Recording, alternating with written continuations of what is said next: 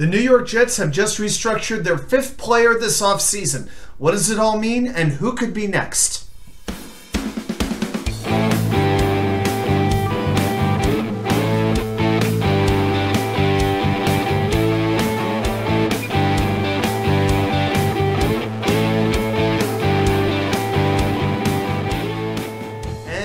Well, welcome back to New York Sports WickerMedia. I'm K99. Thank you as always for taking the time to watch these videos. If you're brand new, welcome aboard. Please like and subscribe. And if you're returning, welcome back.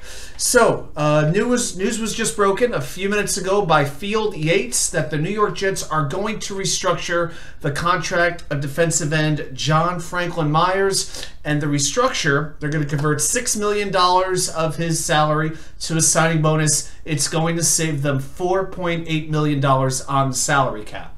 Now, if we look at the restructures that Joe Douglas has done so far, this is number 5. First, you had C.J. Uzomah, which saved $3.6 million. Then you had guard Laken Tomlinson, which saved $6.48 million. You had Ty Conklin saving $2.6 million. DJ Reed, $6.16 million, and now you have JFM at the $4.8. So when you total that up, that's about $23 million in cap space. You could also throw in the release of Braxton Berrios, which saves them $5 million there. So basically, you're talking about $28 million of cap space that the New York Jets have created over the last week. This does give them some salary cap space to work with. Still not as much as some of these other teams we've seen today. The first day of free agency. This is not a team that's in the mix to get the elite top name free agents right now. So now the obvious question is there another player that the Jets could consider restructuring in order to open up a little bit more salary cap space to bring in a starting quarterback and to hopefully sign Quinnen Williams to the contract extension that he very much deserves? Well, there's really only 2 players that I've found who have substantial cap hits at this point that could realistically restructure. I looked at C.J. Mosley, but to me, I just don't think it's going to make a lot of sense. His cap hit is $21 million each of the next 2 seasons. You've already restructured him once, and at this point, I think it's almost better to just live through the next 2 years. Then you can let him go, and it'd be about a $5 million cap hit. To me, this is just not a situation where you can keep pushing the contract out and making it harder to escape.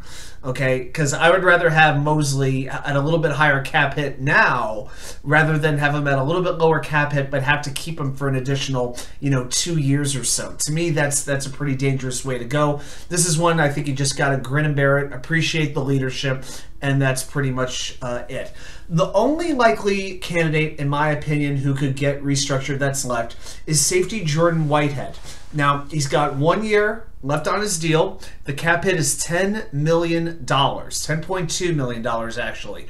Now, I don't know if Whitehead would be open to a restructure, but the fact that the Jets were willing to trade a 7th-round pick to get Chuck Clark from the Baltimore Ravens, who kind of fulfills Whitehead's role, to me, I'd be surprised if Whitehead is still on this team by the time August comes around. I think they will try to trade him. They will try to restructure him. The Jets aren't going to want him to let him go for nothing.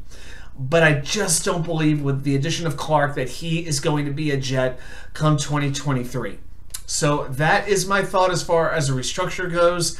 The first day of free agency is now basically over. The Jets didn't really do a whole lot of anything.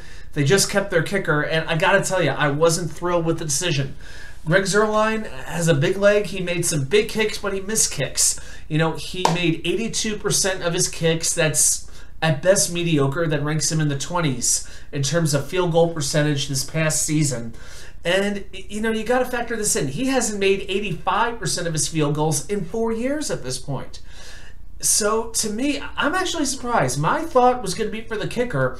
If the Jets were going to bring in Aaron Rodgers, and Rodgers wants to bring some players along, well, Mason Crosby's a free agent. To me, it made a lot of sense for the Jets to go after a kicker like him. But, I guess Zuerlein must have given them some terms that they found agreeable with. He is coming back. Hopefully, he does bring a little bit of stability.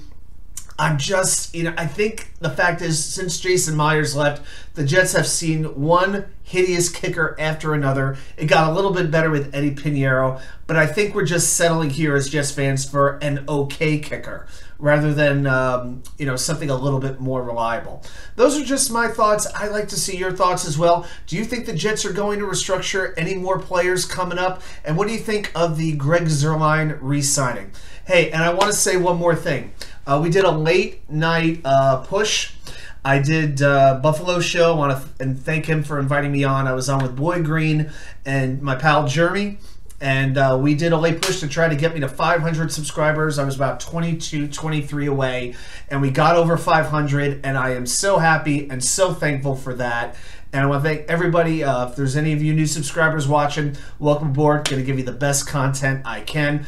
But starting this last May, I'm so happy to be at the 500 mark. Next stop is 1,000. I can't wait to get there. Thanks, everybody, again for watching. I'll see you back here with more content from you know where. The Wicker Chair.